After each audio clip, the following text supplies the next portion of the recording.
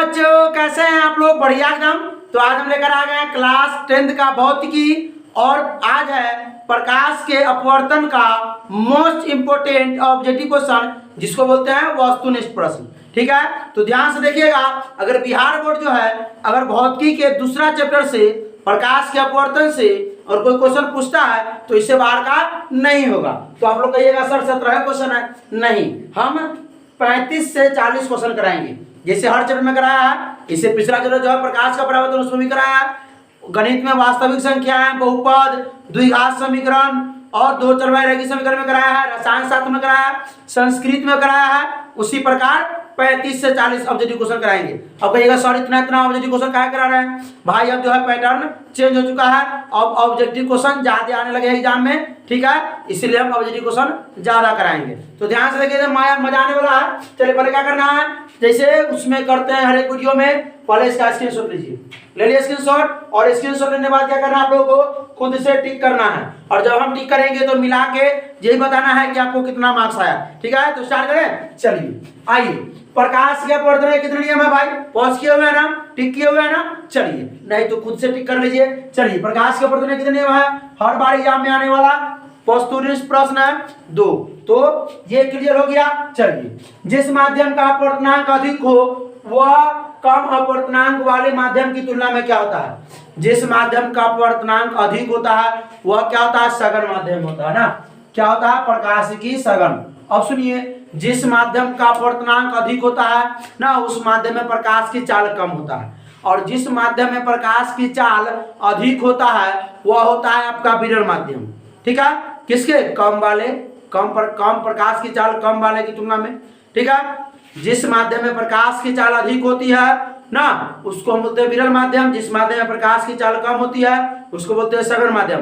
और जिस माध्यम में प्रकाश की चाल कम होती है उसमें अपवर्तनांक ज्यादा होता है। तो अपवर्तनांक ज्यादा हुआ तो सघन माध्यम हुआ। बात को कंप्लीट हुआ? दोबारा देखिए, रिपीट करके आइए। निम्न में से किस माध्यम में प्रकाश की चाल सबसे अधिक है?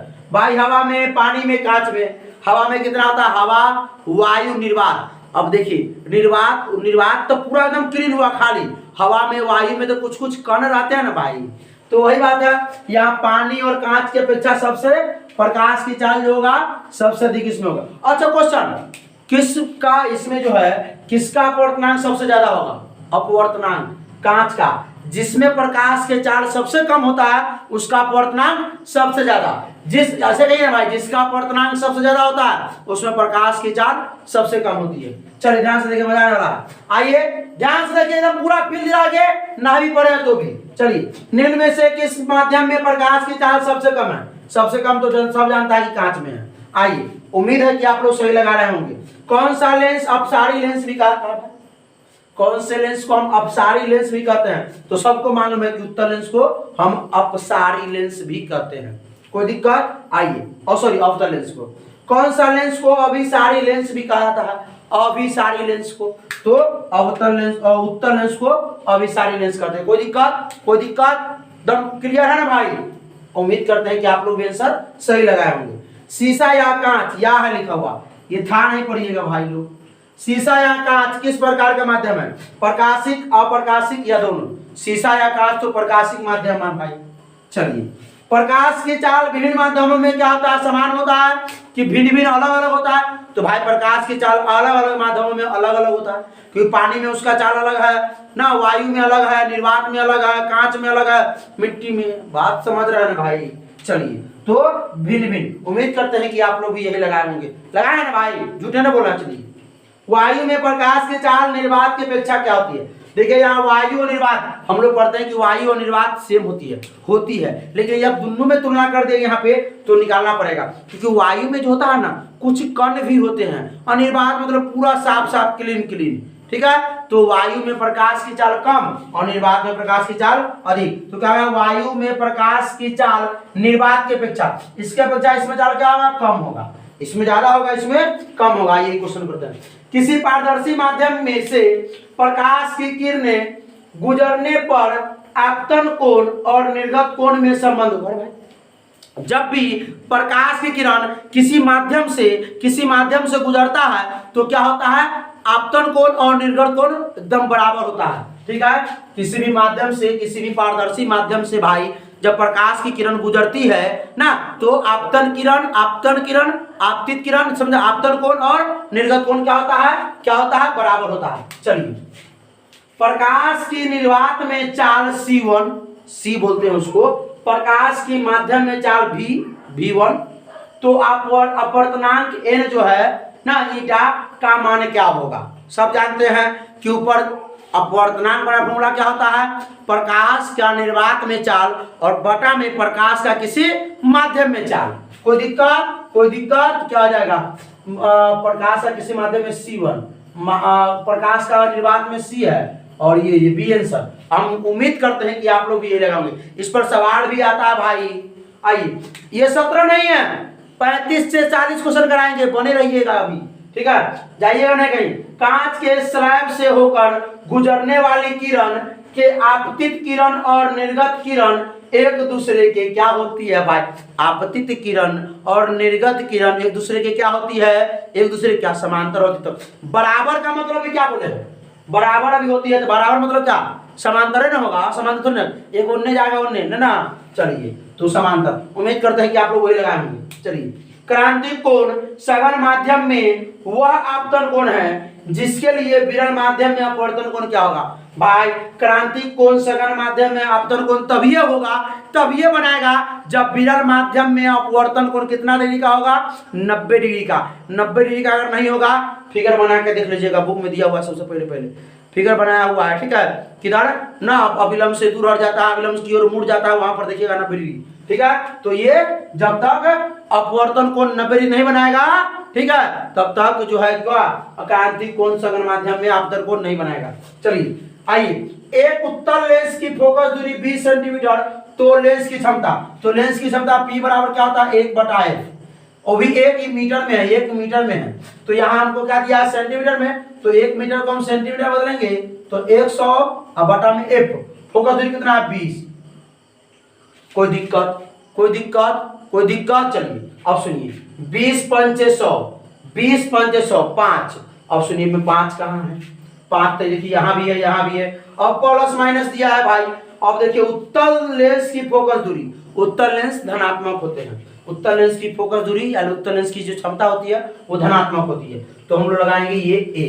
कोई उससे कहाँ पहुंच गए भाई, हम जहां थे वहां ना जाना है भाई, ये a, ये हो गया a। आइए, 2d यानी डायोप्टर, 5d मतलब डायोप्टर, 2 डायोप्टर क्षमता वाले अवतल लेंस की फोकस दूरी क्या होगी, 2 डायोप्टर क्षमता वाले अवतल लेंस की फोकस दूरी, तो f बराबर भी होता है 1/p, वो भी 1 मीटर, किसमें दिया है आंसर, सब सेंटीमीटर में है, तो हमको बदलना होगा सेंटीमीटर में, बटा में 2 यानी 50 सेंटीमीटर। ये कौन लेंस है, अवतल लेंस की जो क्षमता होती है फोकस दूरी वो ऋणात्मक होती है, तो हम लोग क्या करेंगे, क्या देंगे, माइनस में 50 सेंटीमीटर, क्योंकि 50 सेंटीमीटर यहाँ भी है और यहाँ भी है, तो जो 50 प्लस में उन्हें ना होगा धनात्मक, ऋणात्मक नाम को लेना है। अब देखिए, उत्तल लेंस द्वारा तब काल्पनिक प्रतिबिंब बनती है जब बिंब को हम लोग कहाँ रखते हैं, काल्पनिक प्रतिबिंब बनाना है, यानी कि सीधा बनना चाहिए, क्या बनना चाहिए, सीधा आभासी, तो कहाँ रखते हैं, लेंस और फोकस के बीच, 6 जगह वस्तु को रखते हैं ना भाई, 6 जगह, इसमें 2 को फोकस होता है, वो फोकस है, वो फोकसांतर, ठीक है, ये याद रखिएगा। मोटे लेंस की फोकस दूरी पतले लेंस की तुलना में क्या होगी, कम होती है कि अधिक होती है, तो मोटे लेंस की फोकस दूरी पतले लेंस में, अगर मोटा लेंस है ना और एक पतला लेंस है, तो कौन में ज्यादा दूरी दिखाई देगा, पतला में ना भाई, तो मोटे लेंस की जो फोकस दूरी होगी पतले लेंस की तुलना में कम होगी ना, तो कम होती। अभी जाइएगा नहीं, क्वेश्चन लिखने वाले हैं, पहले इसका स्क्रीनशॉट ले लीजिए, ले लिए, चलते हैं क्वेश्चन नंबर हम लोग 18 की तरफ। देखिए, क्वेश्चन नंबर 18 से लेकर के कितना तक है, 36 तक है। तो सबसे पहले क्या करना है आप लोगों को, क्या करना है, पहले स्क्रीनशॉट लीजिए, ले लिए स्क्रीनशॉट ले लिए। चलिए, अब 36 क्वेश्चन है, आप लोगों को टिक करना है और बताना है कमेंट में कि कितना मार्क्स आप लोगों को आया, कितना सही हुआ, ठीक है। तो स्टार्ट किया जाए। चलिए, आइए ध्यान से देखिए, मजा आने वाला है। क्या है, जब कोई वस्तु अनंत पर रहता है तो उत्तल लेंस द्वारा उसका प्रतिबिंब बनता है, कहाँ पे बनता है, तो अनंत पर आता है, तो आप लोग प्रकाश के परावर्तन में पड़े हैं, तो उसका जो प्रतिबिंब बनता है वो फोकस से बनता है, कोई दिक्कत। चलिए आगे देखिए, निम्न में से किस लेंस की फोकस दूरी धनात्मक होती है, अभी जस्ट बताया है इससे पहले ना। उत्तल लेंस की फोकस दूरी धनात्मक होती है। और एक चीज और लिख लीजिए, नोट कर लीजिए, इसको भी लिखिए, उत्तल लेंस की क्षमता भी क्या होती है, धनात्मक होती है। चलिए, निम्न में से किस लेंस की फोकस दूरी ऋणात्मक होती है, तो अवतल लेंस की फोकस दूरी ऋणात्मक होती है। अवतल लेंस की लिख लीजिए कि अवतल लेंस की क्षमता भी ऋणात्मक होती है। आइए, यू, वी और एफ के विशिष्ट मान के लिए लेंस सूत्र, तो लेंस सूत्र आप लोगों को मालूम होगा, ए बी सी लगाइए, लगाए हैं, क्या लगाए हैं, बी, सही है। चलिए, या ध्यान दीजिए, किसी लेंस द्वारा उत्पन्न आवर्धन का ऐसा मात्रक, आवर्धन का ऐसा मात्रक क्या होगा, मीटर, सेंटीमीटर, मिलीमीटर या मात्रक भी, मात्रक के नहीं उसका होता है। आवर्धन का मात्रक होता है, नहीं होता है। क्यों नहीं होता भाई, क्योंकि आवर्धन का सूत्र होता है h डैश बटा h, यानी कि प्रतिबिंब की ऊंचाई बटा वस्तु की ऊंचाई, तो ऊपर ही मीटर और नीचे भी मीटर, मीटर से मीटर कैंसिल, भाई मात्रक होबे नहीं करेगा इसका। चलिए, समझ में आ रहा है ना, कोई भी प्रॉब्लम होगा तो कमेंट जरूर कीजिएगा। चलिए, लेंसों में मुख्य फोकस की संख्या कितनी होती है, एक तो फोकस होती है, एक फोकसांतर होती है, होते है ना दो। चलिए, कहा दो, सही है, लगाया कि नहीं लगाया। चलिए, किसी फोकस दूरी f के लेंसों की क्षमता, अगर मान लीजिए कि फोकस दूरी f वाले लेंस की क्षमता क्या होगी, तो लेंस की क्षमता क्या होता है, अरे भाई लेंस की क्षमता पावर p बराबर क्या होता है, 1/f, यानी कि फोकस दूरी का व्युत्क्रम, तो क्या होगा ये a। उम्मीद करते हैं कि आप लोग इसका आंसर ए लगाए होंगे। चलिए, डायोप्टर उस लेंस की क्षमता होती है जिसकी फोकस दूरी क्या होती है, 1 मीटर की, 1 सेंटीमीटर की, 2 मीटर की, 2 सेंटीमीटर, भाई 1 मीटर ना, देख रहे हैं यहाँ क्या, पावर बराबर 1/f, तो 1 बटा ना 1 मीटर, ठीक है, तो 1 मीटर, कोई दिक्कत आई।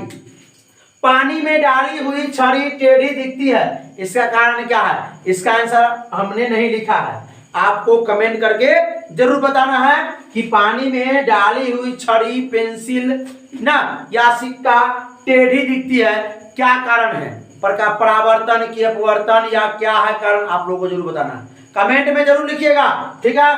चलिए, जो लिखेगा कमेंट में, अगला वीडियो बनाएंगे तो जरूर उसका नाम लेंगे कि बच्चा सही जवाब दिया है। चलिए, आइए अगला क्वेश्चन देखते हैं। चलिए, क्या किसी माध्यम के अपवर्तनांक का मान होता है, माध्यम में अपवर्तनांक का मान क्या होता है, सब जानता है कि sin i बटा sin r, कोई दिक्कत। चलिए, प्रतिबिंब की ऊंचाई और वस्तु की ऊंचाई के अनुपात को क्या कहते हैं, हम लोग प्रकाश के परावर्तन में पढ़े हैं कि प्रतिबिंब की ऊंचाई और वस्तु की ऊंचाई को क्या कहते हैं, आवर्धन कहते हैं ना। h डैश बटा h बोलिए, या v बटा u, प्रतिबिंब की दूरी बटा वस्तु की दूरी। आइए आगे देखिए, आपतन कोण I और अपवर्तन कोण R हो तो क्या होगा, I बराबर R होगा, या I बड़ा होगा R से, या R बड़ा होगा I से, या इनमें से कोई नहीं, तो आपतन कोण अपवर्तन कोण के बराबर होता है। आइए, पानी का अपवर्तनांक कितना होता है भाई, जरूर बताइएगा। पानी का अपवर्तनांक लगाए हैं कितना, अपवर्तनांक याद कर लीजिएगा, एक नंबर एकदम फिक्स आने का, 1.33। ये किसका अपवर्तनांक है,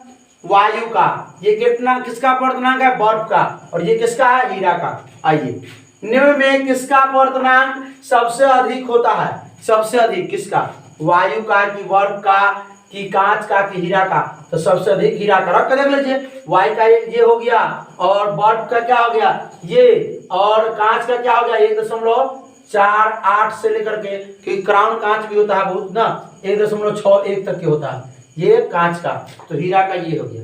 आइए कहाँ गया, चलो आइए देखिए, निम्न में कौन लेंस के आवर्धन m के बराबर होता है, लेंस के आवर्धन क्या होता है, u बटा v, v बटा u क्या होगा, v बटा u, v प्लस में माइनस में नहीं होगा। चलिए आगे आइए, जिस माध्यम में प्रकाश की चाल अधिक होती है उस माध्यम में अपवर्तनांक ना, या उसका अपवर्तनांक, जिस माध्यम में प्रकाश की चाल अधिक होती है, कॉपी लेकर नोट कीजिए, जिस माध्यम में प्रकाश की चाल अधिक होती है उसका अपवर्तनांक कम होता है, एकदम कम होता है। चलिए देखिए, यहाँ साबित कर लीजिए, वायु का अपवर्तनांक सबसे कम है ना, तो वायु में प्रकाश की चाल सबसे अधिक होती है। चलिए यहाँ देखिए, कहाँ थे, हाँ, जिस माध्यम में प्रकाश की चाल अधिक होती है उसका अपवर्तनांक क्या होता है, कम होता है। कोई दिक्कत। हाँ सुनिए, एक क्वेश्चन और लिख लीजिए, जिस माध्यम में प्रकाश की चाल कम होती है उसका अपवर्तनांक अधिक होता है। ठीक है। और जिस माध्यम में प्रकाश की चाल अधिक होती है वह विरल माध्यम होता है, जिस माध्यम में प्रकाश की चाल कम होती है वह सघन माध्यम में होता है, ठीक है, कोई दिक्कत। और जिस भी वस्तु का अपवर्तनांक अगर अधिक होता है, अपवर्तनांक अधिक है तो वह सघन माध्यम है, अगर अपवर्तनांक कम है तो वह विरल माध्यम में है। समझ में आया? दोबारा देखिएगा और नोट कीजिएगा कॉपी पे कि क्या बोले। अरे भाई, सघन माध्यम में जिस माध्यम में प्रकाश की चाल अधिक हुआ तो अपवर्तनांक कम हुआ, तो अपवर्तनांक कम हुआ तो क्या होगा, विरल माध्यम हुआ कि नहीं हुआ। और जिस माध्यम में प्रकाश की चाल क्या हुआ, कम हुआ, तो अपवर्तनांक अधिक, तो अपवर्तनांक अधिक होगा तो सघन माध्यम होगा। कोई दिक्कत? ये नोट कीजिएगा, जरूर कंफ्यूज करेगा, दोबारा देखिएगा नोट कीजिएगा, क्योंकि एग्जाम में हर बार आता है सघन माध्यम, बहुत बच्चा कंफ्यूज करता है इसी में। आइए, लेंस की क्षमता का ऐसा मात्रक क्या होता है, लेंस की क्षमता का ऐसा मात्रक क्या होता है, तो इसमें जो ऑप्शन है इसका ऑप्शन ये हो जाएगा, क्योंकि अभी देखिए हम क्या लिखे हैं, एफ आदि क्या होता है, 1 मीटर क्या होता है लेंस की क्षमता का ऐसा मात्रक क्या होता है 1/f। तो फोकस दूरी किस में होगा, 1 मीटर, मीटर में कहिए, फोकस दूरी मीटर में होता है, तो 1 क्या होता है f होता है। तो f क्या होता है, f जो फोकस दूरी किस में होती है, मीटर में, किस में होती है, मीटर में, किस में, मीटर में, तो 1/मीटर यानी कि मीटर इनवर्स, यानी कि मीटर इनवर्स। आइए, और लेंस की क्षमता कैसा मतलब डायोप्टर भी होता है, क्या होता है, डायोप्टर भी होता है। चलिए आगे देखिए, प्रकाश की चाल निर्वात में कितनी होती है, प्रकाश की चाल निर्वात में कितनी होती है, कमेंट जरूर करना आप लोगों को, प्रकाश की चाल निर्वात में कितनी होती है। हीरा का अपवर्तनांक कितना होता है, ये भी आप लोगों को कमेंट, तीनों क्वेश्चन है। पानी में डाली हुई छड़ी टेढ़ी क्यों दिखाई देती है, इसका कारण क्या है, प्रकाश की चाल निर्वात में कितनी होती है वो कमेंट करना है। हीरा का अपवर्तनांक कितना होता है वो कमेंट करना है। चलिए पहले इसका स्क्रीनशॉट लीजिए। इसका ये क्वेश्चन में आप लोग थोड़ा कंफ्यूज कर रहे होंगे, ये ध्यान दीजिए कि P बराबर 1/f होता है, ये f किस में होता है, मीटर में होता है ना, 1 मीटर में लिखते हैं, और 1 मीटर बराबर 100 सेंटीमीटर करेंगे अगर सेंटीमीटर होगा तो, या f बराबर क्या होता है 1/p ना, ये मीटर में ही होता है, याद रखिएगा, कभी भूलिएगा नहीं। चलिए ये स्क्रीनशॉट ले लिए, स्क्रीनशॉट। चलिए अब बताइए कि आप लोगों को ये वीडियो कैसा लगा, अच्छा लगा होगा तो क्या करना है, अपने क्लास 10th के विद्यार्थी के साथ ज्यादा से ज्यादा इस वीडियो को शेयर करना है। और इसमें अगर मैथ का देखना चाहते हैं, रसायन शास्त्र का, संस्कृत का, तो भी आप जाके प्लेलिस्ट में से दे सकते हैं, ऐसे हम इस वीडियो में लिंक दे देंगे। तो क्या करना है, इस वीडियो का रिवीजन करना है, अगले वीडियो का इंतजार करना है, पढ़ाई करते रहे। All the very best.